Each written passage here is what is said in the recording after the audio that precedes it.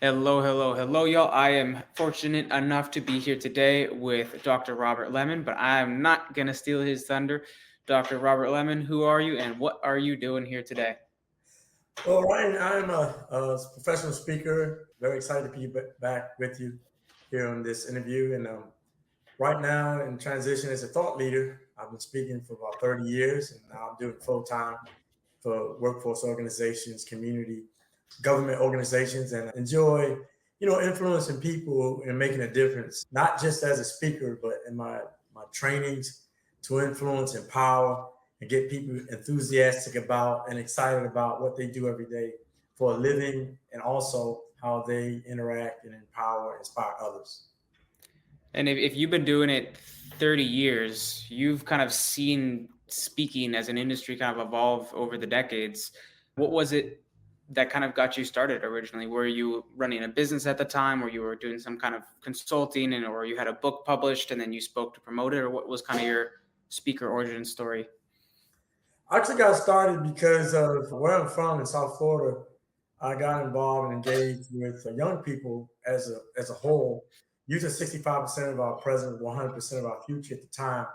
And for every one minority at the time that was being graduating college, about 100 were going to jail. So I started out just trying to make a difference in going into at-risk youth centers and prisons, and beyond that, some of the educators asked me to come into schools, and I took the opportunity to go in and talk, doing SAT time, ACT, taking test time to help them engage and be thinking seriously about education.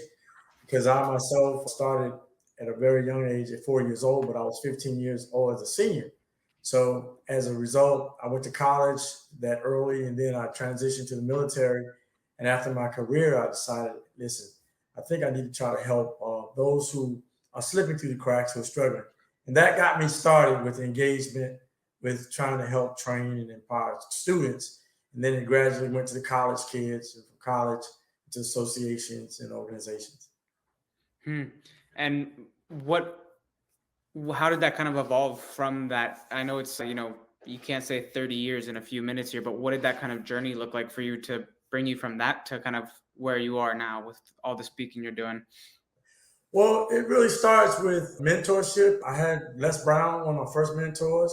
He was from Wow. South Florida, and re-engaging with him, having the ability to correspond with other leaders like Dr. Willie Jolly. I've collaborated with him on many events, Simon T. Bailey. So my mentors, as I mentioned, some of these names were throughout the career, but the work and the heavy lifting was when I started getting serious about my topic. And so my first topic I started out was Now Is Your Time, Work-Life Balance. I actually wrote a book on that. And I wanted to talk about, yesterday is history. It's our past. Our future is a mystery. Today is present.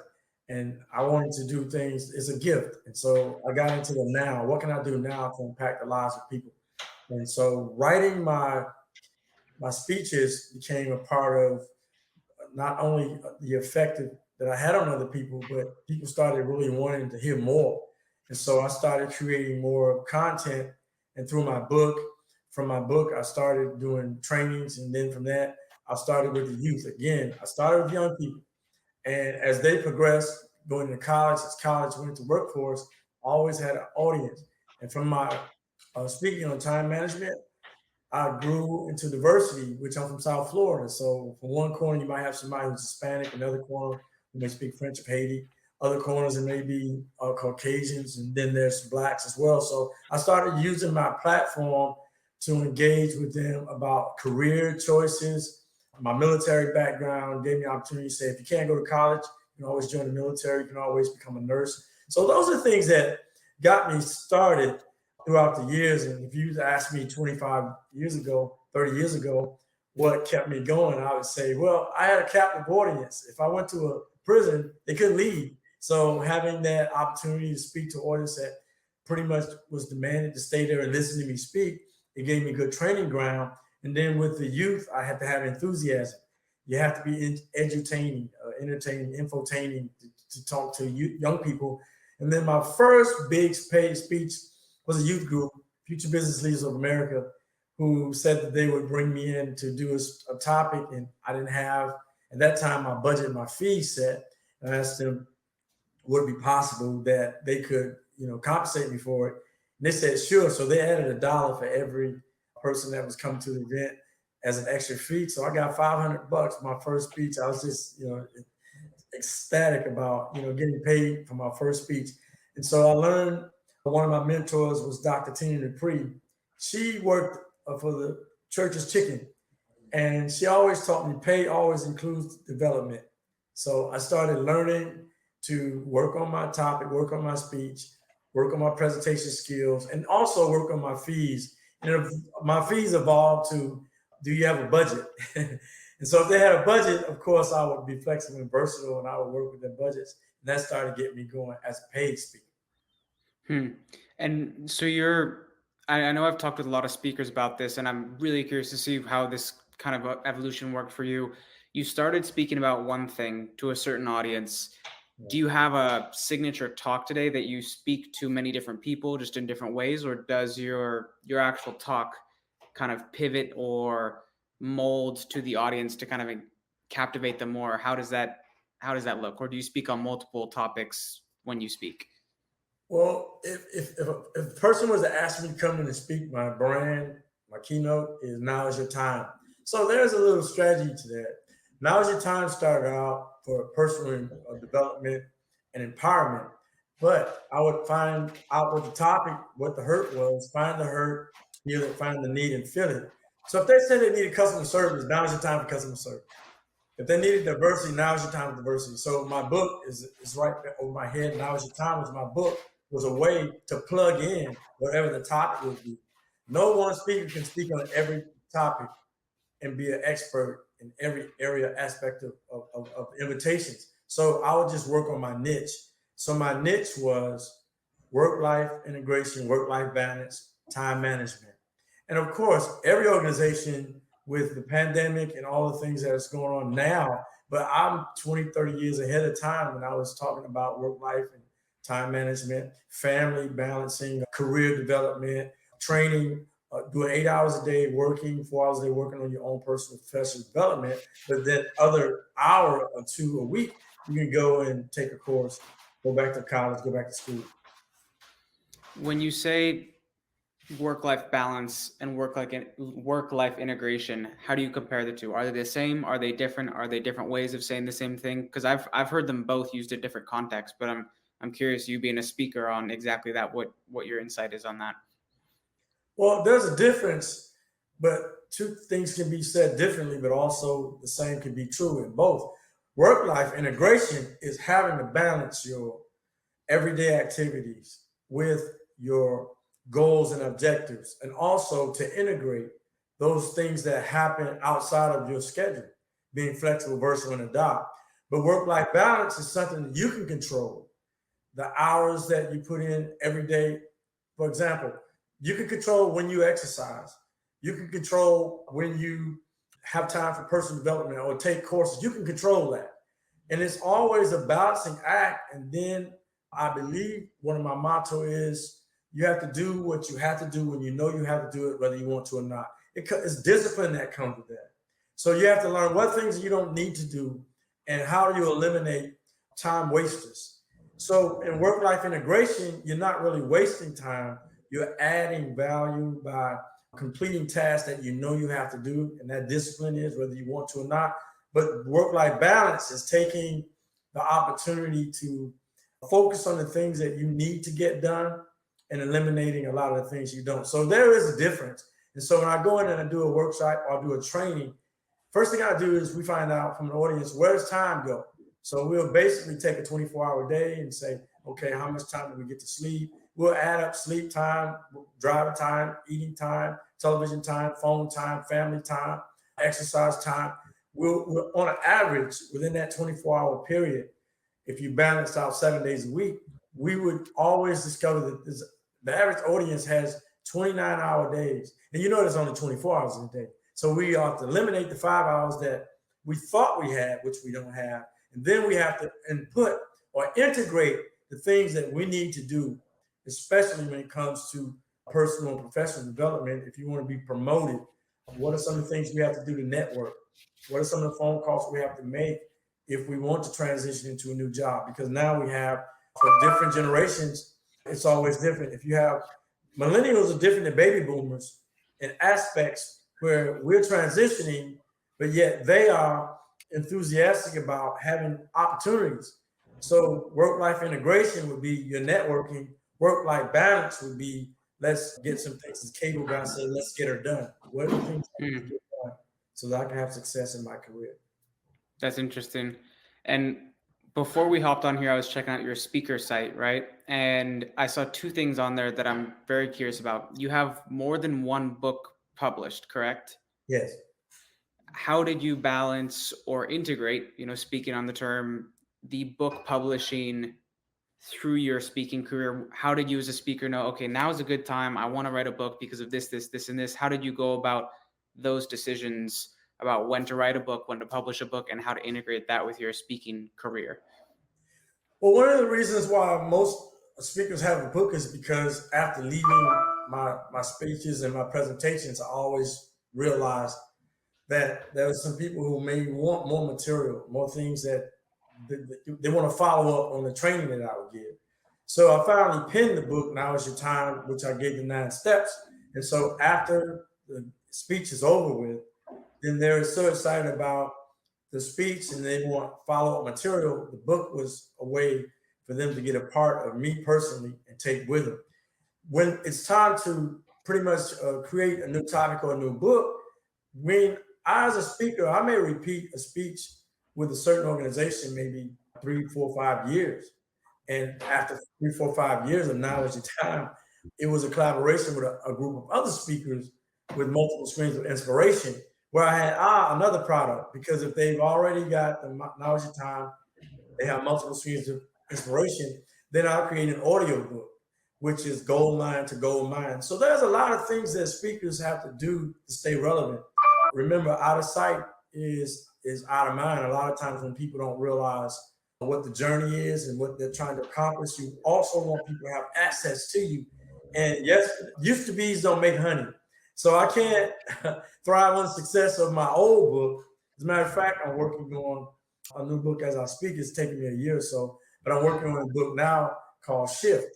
Shift is a book about transition, about pivoting, see how I fit today, see how I fit tomorrow, see how I follow through. So I'm always trying to be creative in the prospect that people want more.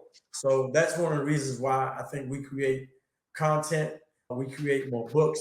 And then the third part is I would love to be a thought leader.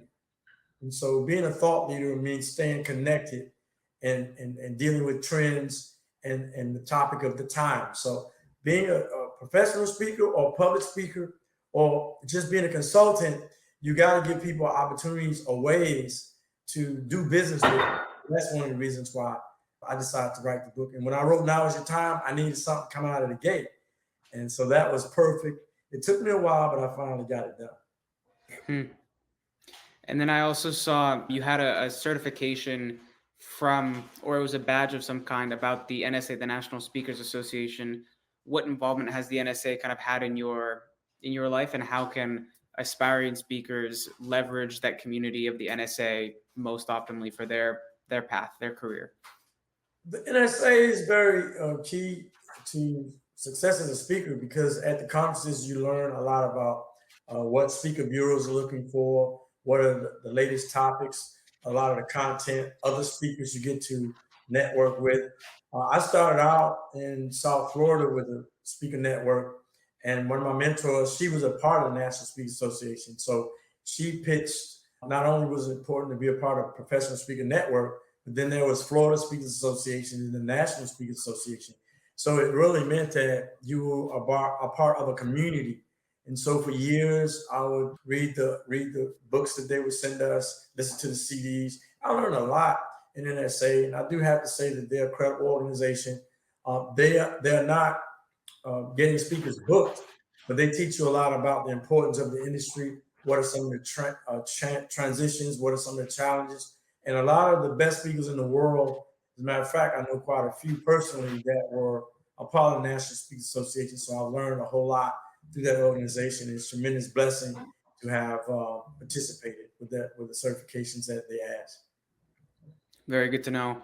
And you mentioned challenges. What have you mentioned the challenges that the NSA has, taught you? What have you learned in your career, 30 years as a professional speaker, have been the, let's say, top two most difficult challenges that you've had, and how have you been able to overcome them and actually deal with them? Well, first, one of the things that I learned about marketing, about pitching your speech.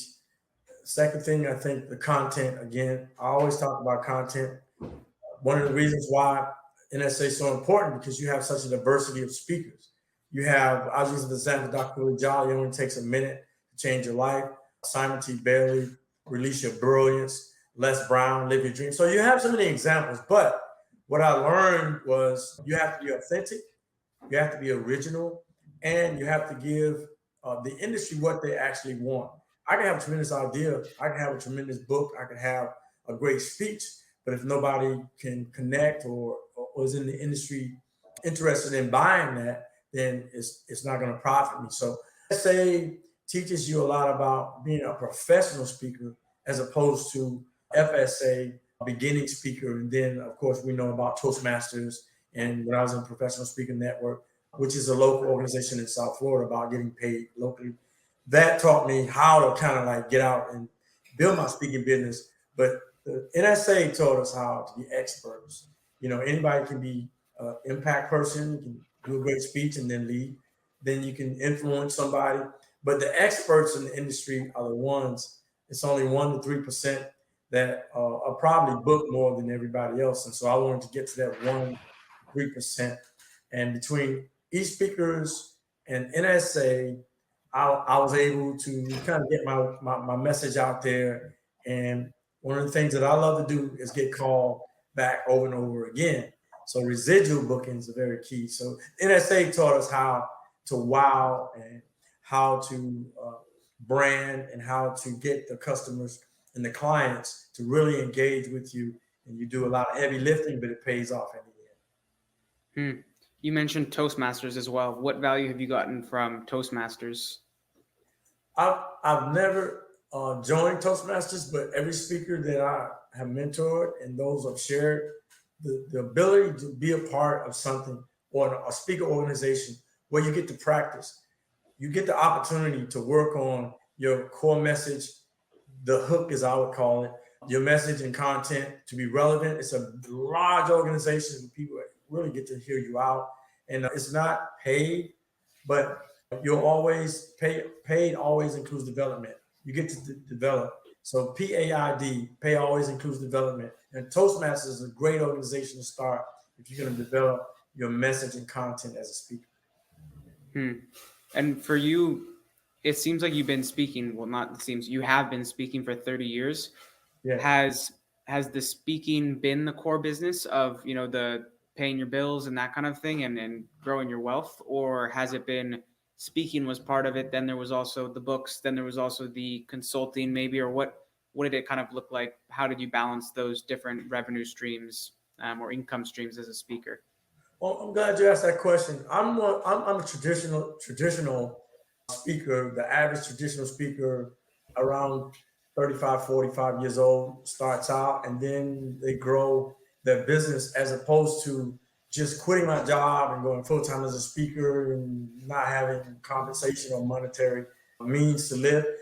I wouldn't suggest do that. I would think that you would groom your speaking business as a business that starts out 30 years ago. I did free, and now I can say that I get paid a fee. But pay always includes development, but you have to go through the progressions.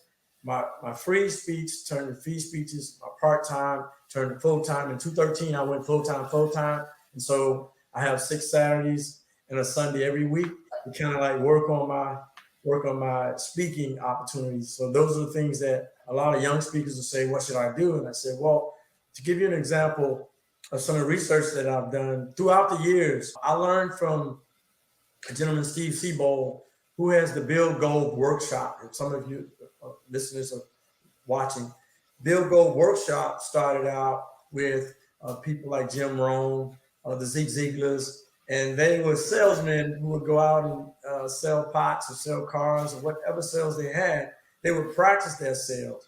And so a lot of times when we speak, even in Toastmasters, the Build Go workshop would share with them how to capture audience. In other words, this is what we're about on a video platform. They'll ask the audience, what is this I'm speaking through? What is it? What the audience say microphone. So engaging the audience was a way that they really traditionally started the corporate speaking. I'll use as an example, not Toastmasters, not the NSA, but mostly Bill Gold. They were serious about their speaker business. So they practiced. There was a group of them, Larry Buddy Williams, Bill Gold, a lot of pioneers in the speaking industry who really got paid as salesmen, consultants. And so by me doing the research, I learned a lot. For an example, in Bill Gold workshop, they teach a lot about commodity and personality speakers. In NSA, they teach you about commodity and personality speakers. Everybody can be a commodity as a speaker, but personality is how you really build and how you thrive. So the person that you're talking to today, I've developed personality, but it didn't always start that way. And so to suggest to your audience, whenever you're trying to find your niche and be a corporate speaker or a paid speaker, it's always a combination of things that you have to work on.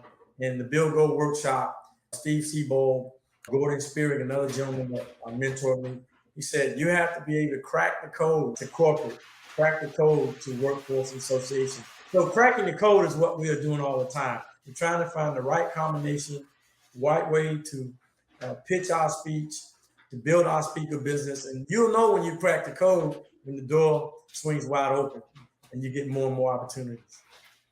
How long did it take you to crack the code? Well, from my start, I'll say part-time, maybe a couple of years. But corporate, it took about 5 to 7 years. And now that I'm full-time, it takes, I say, 10 to 15 years to become an overnight success. So I'll tell you, it takes a little while, but now I can share that I know how to pitch and I know how to market. And I'll give some of the audience a tip. Whenever you're starting out, we email, and I know email is a great way to get your message out. But I, as opposed to emailing, will make a phone call, then I'll email, then I'll go out and I'll grab, a 6x9. I'll put my brochure inside, and I'll also attach a couple of testimonial letters, and I'll put that in the mail. It's only a couple of dollars to do that, but it lands on the meeting planner's desk, and the meeting planner has to open it, look at it, and they're always placing it back somewhere in their cabinet or counter. You'd be surprised how many speaking engagements that I've gotten because I did follow up with a handwritten letter, my brochure, and 2 or 3 testimonials and say, oh, we have the right speaker. So that's another way, because everybody thinks it's so digital, but you can be lost in digital marketing age. You can be lost in the email and spam. So picking up the phone, calling, I'll never forget, as a college speaker, I would call maybe on a Friday, 7 p.m.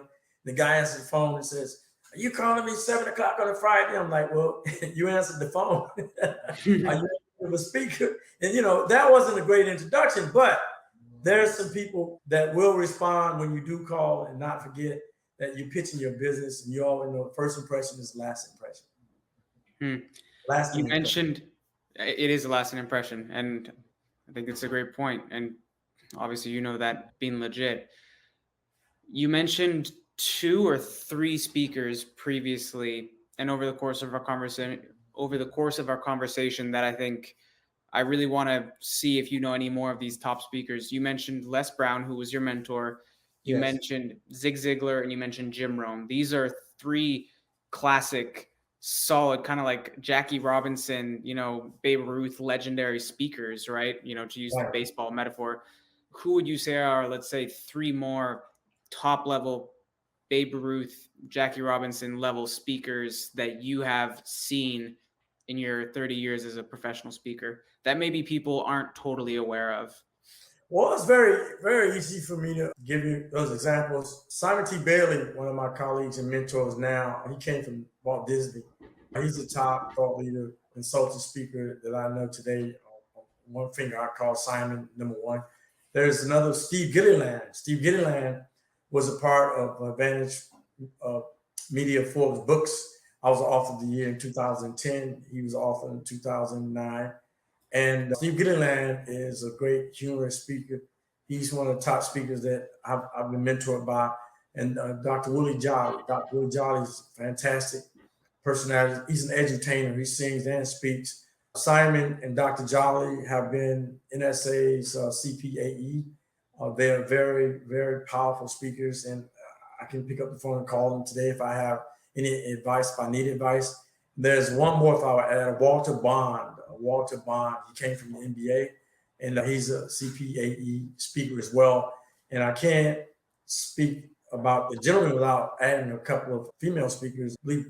Not Patricia Fripp, Connie Podesta, and there's another Dr. Shirley Davis, all NSA, Hall of Fame, CPAE, great speakers. And so I had the privilege of meeting Dr. Shirley. She's very powerful.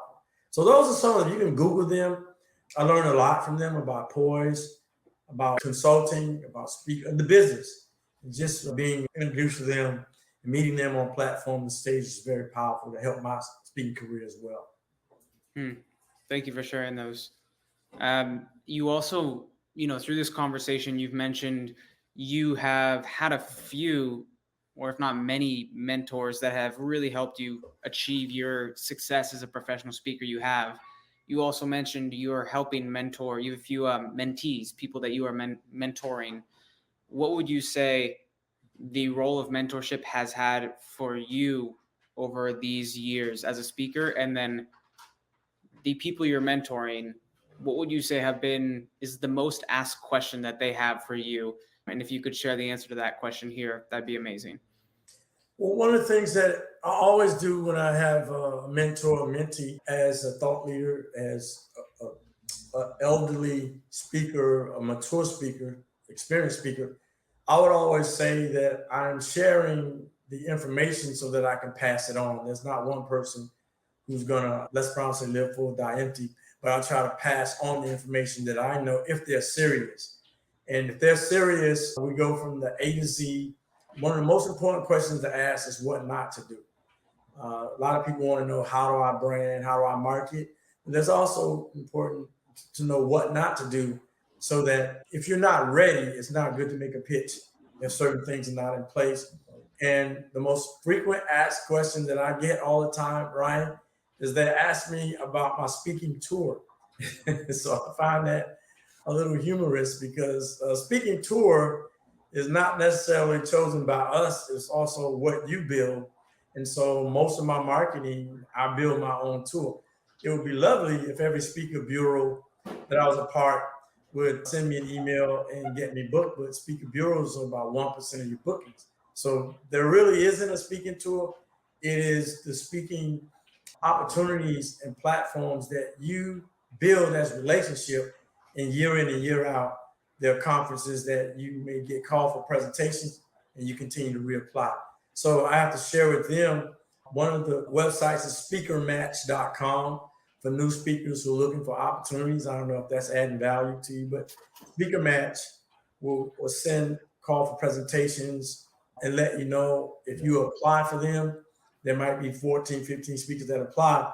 But one of my biggest opportunities I got was I saw on Speaker Match, there was an Air Force tour, and I applied and I was accepted. I'm me being an Air Force veteran, and it went real well, because out of that, I had about 7 more military stages to go and speak. So that's what I do with my mentees. And having a mentee simply means that I'll be held accountable for, making them feel comfortable doing the progression, and also giving them opportunity, sharing with them things that I may not be interested in, but I may refer them. And one thing that I love to do, if I'm at a speech and I'm done with the speech, just as Simon Bailey would do for me, or Steve Gilliland would do for me, they would refer me after I've, proven my salt, my worth. They would say, well, you're ready now. And they would refer me when they couldn't go. So I would always love to send out a couple of referrals for opportunities that I may not be able to participate. But my mentor, Les Brown, said there's enough for everybody. You can't have one person speak every speaking engagement, meet every demand that's out there in the speaking industry. So it's always great to pass it on. When you share with other people, that comes back and other people share with you. For the aspiring speaker out there that is getting so much value from what you're saying about mentors, and they have a question comes to their head, oh, I get the value of it. How can I go about finding a mentor for myself? What would you tell that person? Well, one of the things that I've always shared as a mentor, when the student is ready, the teacher will show up, the teacher will come. And if you're on YouTube, if you're on a speaker development site, you can always reach out to speakers, I'm quite sure. You can always email or call, or if you're at an event, there's a speaker that's very powerful. I've been at events with Steve Gittyland and Simon Bailey. I walked up, introduced myself, and that 30-second commercial, hello, my name is Dr. Robert Lemon. I'm a professional speaker. I enjoyed your speech, and I would love to have an opportunity, to connect with you to see if there's, a possibility that you can share some very valuable nuggets or insights with me. So I think it's personally you can meet him. You can go to YouTube, and one of my favorite YouTube speakers is Dennis Kimbrough. I've never met Dennis Kimbrough personally, but I've been following him for years and years and years. And from time to time, I might send him an email. And he doesn't mentor speakers, but Les Brown does. So having a chance to meet Les Brown at an event, introduce myself, and the opportunity was afforded to me. And I've worked with him about 10 or 15 years. And I'm very happy to say that he didn't look for me, I looked for him. But when the student is ready, the teacher will show up. So you'll know when you can connect with a person like myself. I'm on LinkedIn. Many speakers have always sent me a direct message on LinkedIn. I'll always respond in my own voice, in my own way. And if I can't help them, then I'm sure that I can refer them to somebody that will be a tremendous benefit or blessing to their life. You just mentioned LinkedIn. That kind of opens a very interesting kind of section we could talk about. Personal branding on socials and leveraging social media. You've kind of seen how that whole mammoth has evolved over the years because you've been speaking since before socials. How do you leverage socials for your personal branding today? And what tips would you have for fellow speakers to do so that are not totally sure? One of the things about branding and social media is before social media, I knew that UCM, out of sight is out of mind. When people don't hear about you, they don't see you. Social media has given us the ability to be seen, heard. People go back and repurpose your content. And so through LinkedIn, Twitter, Facebook, other digital platforms, I want you to remember three things. Number one, if you have your own cell phone, I have my phone here, and on my phone, anytime I speak, I always open up market where I'm going to be speaking at my speech. I always do closing speech and hello, everybody. It's Dr. Robert Lemon. I'm here at this organization. We had a great talk. And then once I get testimonials, then the heavy lifting starts. Everybody wants the speaker everybody wants. They want the person that everybody's excited about. So because you own your own phones, you can take that digital content on your phone and take it to a rented platform. Now, that rented platform will be Facebook, Twitter, TikTok. And finally, you have to take the purpose of your content, put it on Twitter, put it on Facebook, put it on LinkedIn. Then you have to earn followers. Earning followers comes when you post. The more you post, the more people engage with you. And so now I take my speaking business serious. I'm either on my way, I could be in the airport. Hey, I'm on my way to this place. And when I get there, I might say, I just had a great time. And when I leave, I might share the audience participation, just a little clip. And, people will repost, comment, and it puts you in that algorithm.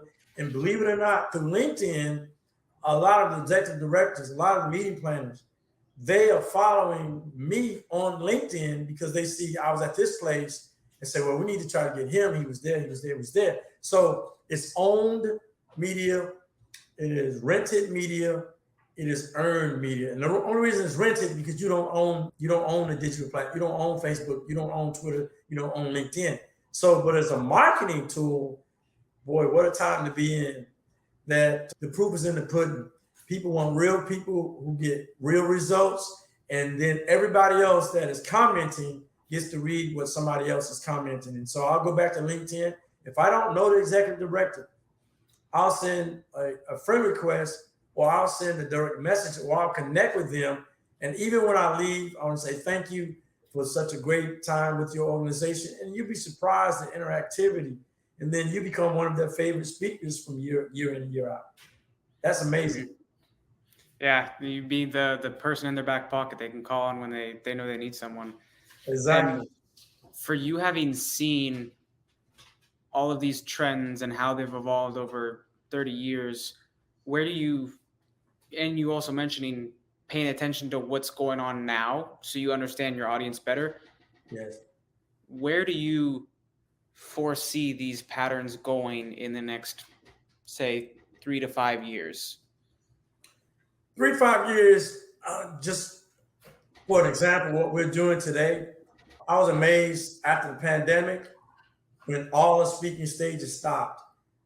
I was able to thrive throughout that environment because I believe hybrid is becoming the new normal. And hybrid meaning some events I was able to go and be in the room with 25 people and speak to 500 people. And then others, they said, well, we just do it from a virtual. And I was at my house, and I'm right here in my office, as you see behind me. And I was doing the same talk without getting on a plane, catching an Uber, sleeping in a hotel, getting speak, and then, and I would much rather do it here virtually. And so that is going to be the new normal.